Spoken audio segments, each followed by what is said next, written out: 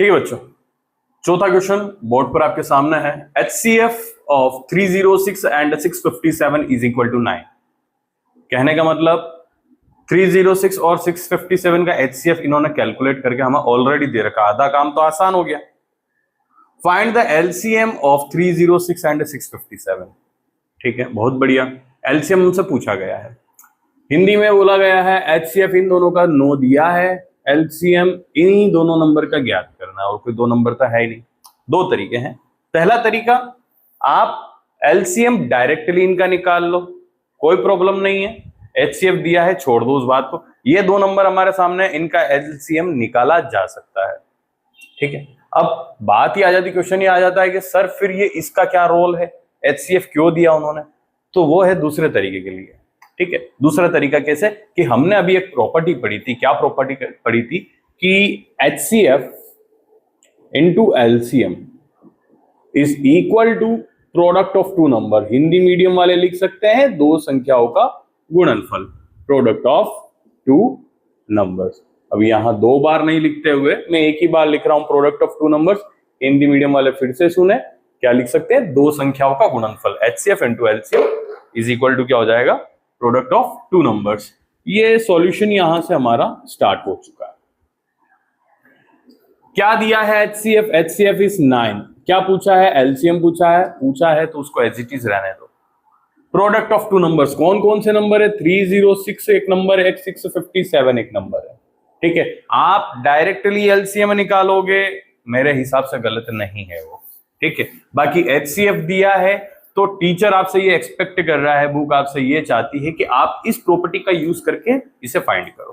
ठीक है, तो प्रॉपर्टी यूज करते हैं हम। LCM इज इक्वल टू, ये 9 इसके साथ मल्टीप्लाई हो रहा है, इक्वेशन के दूसरी साइड जब जाता है, हम इसको जब ट्रांसपोज करते हैं दूसरी साइड, तो काय में जाना चाहिए या डिवाइड में जाना चाहिए। सिंपल इक्वेशन के ये कुछ रूल्स हैं, इनकी एक बेसिक क्लास अगर आप चाहें तो इनके ऊपर वीडियो बनाई जा सकती है। सिंपल इक्वेशन को कैसे सॉल्व करना है, क्या ट्रांसपोजिंग के रूल्स वगैरह है, आप मुझे बता देना, तो उन टॉपिक्स के ऊपर वीडियोस आ जाएगी।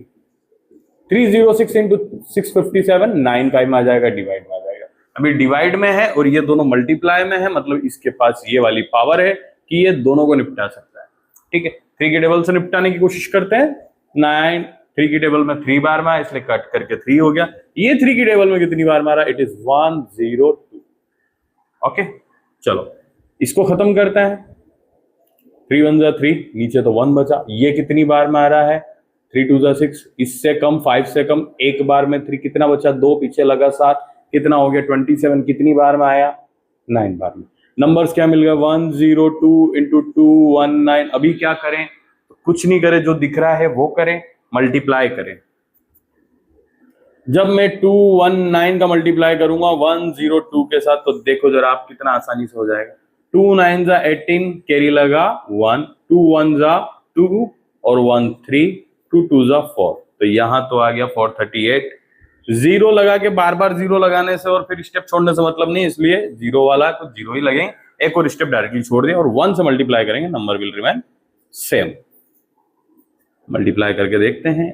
8 3 3 2 2, नंबर आया है 22338। तो एलसीएम करके आंसर क्या आ जाएगा हमारा? 22338। ठीक है, होपिंग आपको यहां तक का वीडियो समझ में आ गया होगा। हमारा यहाँ जो फाइनल आंसर है 22338, इस तरीके से मल्टीप्लाई करते हैं। ठीक है बच्चों, अगला जो 5th क्वेश्चन है वो कुछ इस तरीके से है कि check whether 6 raised to the power n can add with the digit 0 for any natural number n। Hindi में लिखा है, जांच कीजिए कि किसी प्राकृत संख्या n के लिए संख्या 6 की पावर n 0 पर समाप्त हो सकती है। कहने का मतलब सिर्फ इतना सा है, प्राकृत संख्याएं नेचुरल नंबर हम जानते हैं क्या होते हैं, 1 से लेकर गिनती चालू होती है जो कभी खत्म नहीं होती, 1 2 3 4 5 एंड सो ऑन। ठीक है, इनको क्या कहते हैं? प्राकृत संख्याएं, नेचुरल कहते हैं। ठीक है, जब 6 की पावर n जब मैं रखूं, है ना, n की जगह कोई भी एक नेचुरल नंबर प्राकृत संख्या रखूं, 1 रखूं, 2 रखूं, 3 रखूं, 4 रखूं, कुछ भी रखूं, 1 लाख रखूं, 10 लाख रखूं, कितना भी रखूं, क्या कभी ऐसा नंबर मिल सकता है जिसके पीछे 0 हो, मतलब जो कभी 0 पर एंड हो सकता है? इसका आंसर हमसे पूछा। ठीक है, लाइक 6 की पावर अगर पहली नेचुरल नंबर में 1 रखूं तभी क्या होगा, 6 कह सकते हैं इसको, it means 2 into 3, right. Okay, 6 की पावर 2 लिखूंगा तब क्या होगा, इसको लिख सकते हैं 2 इंटू 3 की पावर 2, कहने का मतलब 2 भी 2 बार आ गया, 3 भी 2 बार आ गया। ओके, इतनी बात समझ में आ गई होगी। 6 की पावर 3 अगर मैं लिखूंगा तो 2 भी 3 बार हो जाएगा, 3 भी 3 बार हो जाएगा। ऐसे 6 की पावर अगर मैंने मान लो 1000 रख दिया, 2 भी 1000 बार आ जाएगा, 3 भी 1000 बार आ जाएगा। कितना भी करेंगे तो नंबर कौन कौन से मिलने वाले हैं, 2 और 3 मिलने वाले हैं, ठीक है। अब इनको मैं मल्टीप्लाई करके देखूं कि 0 पर आ रहा है कि नहीं आ रहा है, इनको मैं मल्टीप्लाई करके देखूं कि 0 आ रहा है कि नहीं आ रहा है, इनको मैं मल्टीप्लाई करके देखूं, इतना पहले सॉल्व करूं 0 आ रहा है कि नहीं आ रहा है।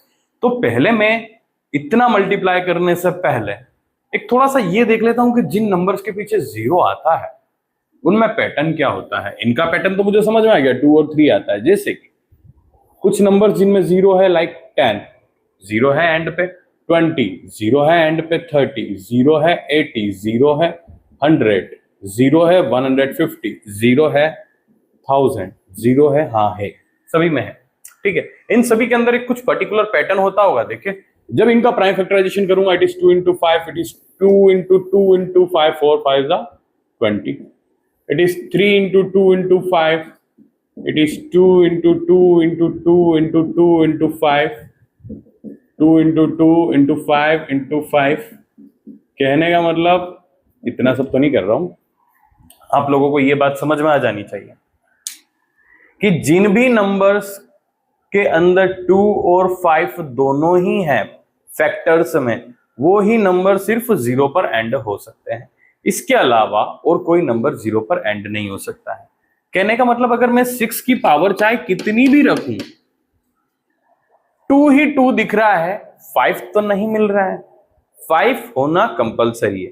कहने का मतलब 2 और 5 दोनों का होना कंपलसरी है।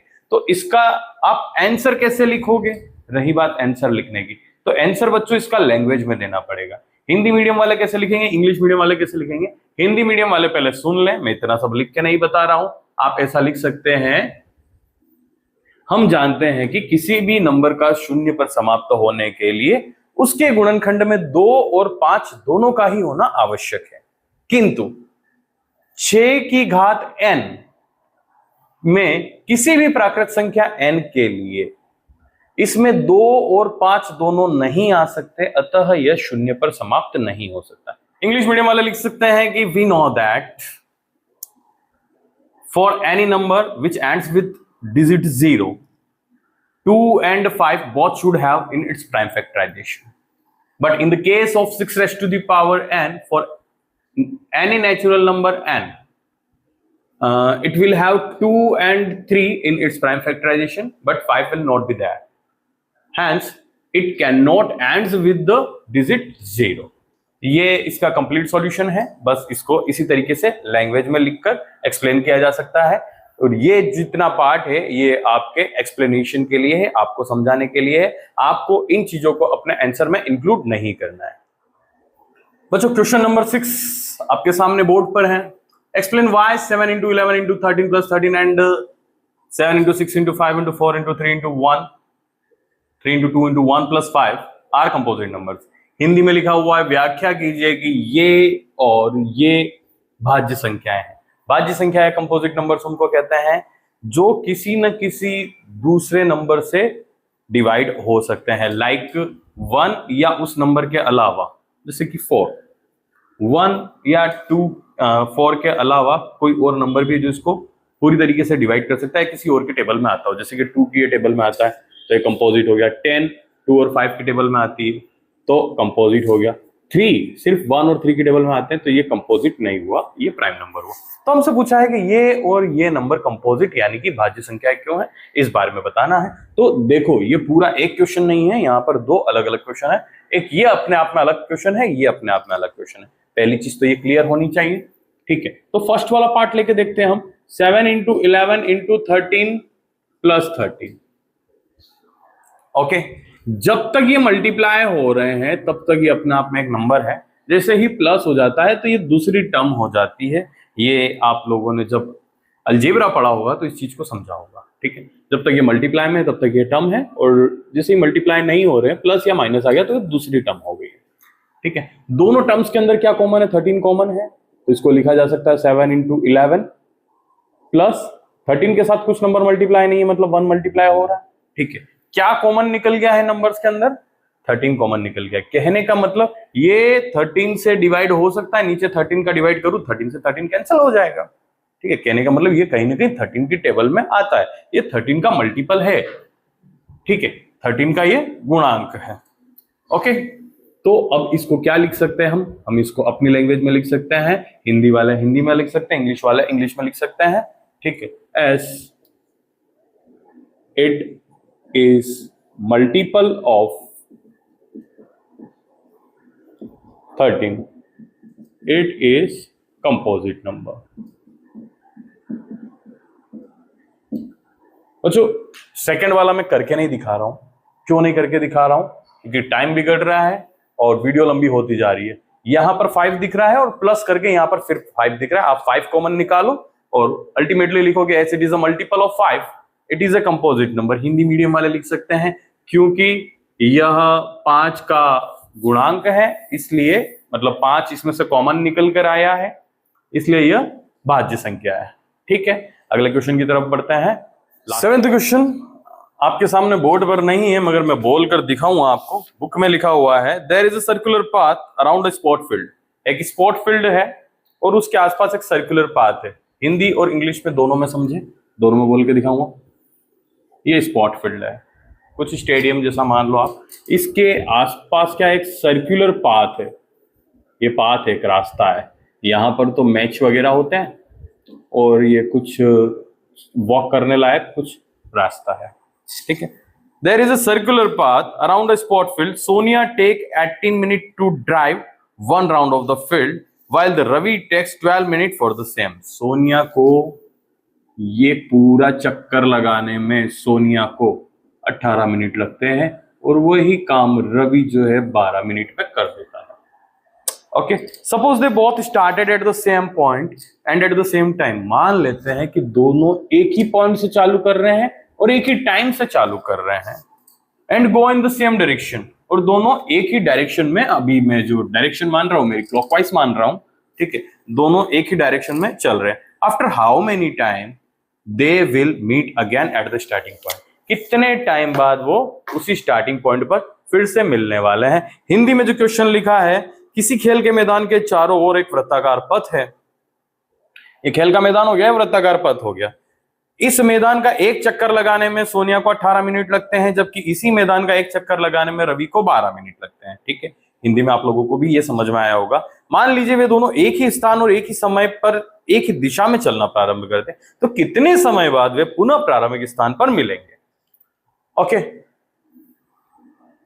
तो हिंदी वाले हिंदी में स्टेप्स बना सकते हैं। Time taken bye Sonia, Sonia द्वारा लिया गया समय। कितना समय लिया? 18 मिनट। सॉल्यूशन चालू हो गया। Time taken by Ravi, Ravi ने कितना टाइम लिया? 12 मिनट लिया, ओके, ठीक है। अभी देखो समझो, 18 मिनट बाद सोनिया यहां पर आएगी। रवि तो 12 मिनट में ही कंप्लीट कर चुका। अच्छा चलो, आधा चक्कर कंप्लीट करने में रवि कितना टाइम लगा? 6 मिनट, एक कंप्लीट चक्कर करने में। तो 6 में यहां, 6 में यहां, मतलब 12 पर रवि यहां और 18 में फिर यहां। तो जब सोनिया यहां रहेगी तो रवि एक चक्कर कंप्लीट करके वापस यहां आ जाएगा, ठीक है। तो कितने टाइम बाद ये वापस मिल सकते हैं? तो 18 मिनट बाद तो नहीं मिल रहे हैं, और देखते हैं आगे। 6 मिनट बाद मतलब 24 मिनट हो जाएंगे। तो सोनिया यहां रहेगी, मगर सोनिया को दूसरा चक्कर कंप्लीट करने में कितना लगेगा? 36 मिनट लगेंगे। 36वें मिनट पर सोनिया यहां है।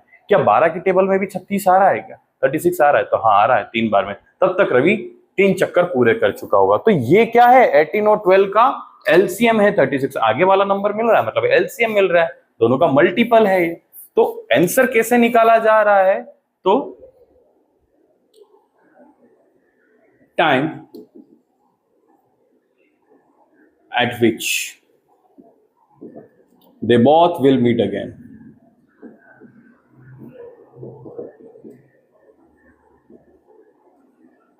क्या हो जाएगा? LCM of 18 and 12 कैलकुलेट भी करके देख ही लिया है, सब कुछ हो गया है। आप एलसीएम साइड में निकालते रहना। मैंने 36 मिनट अभी डिक्लेयर किया है, कितना हो जाएगा? 36 मिनट्स आंसर। ठीक है बच्चों, यहां पर हमारी एक्सरसाइज 1.1 खत्म होती है।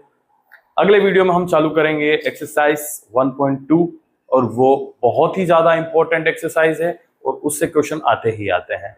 आप चैनल से जुड़े रहें और इसी तरीके से अपने सब्जेक्ट को स्ट्रॉन्ग करते रहें।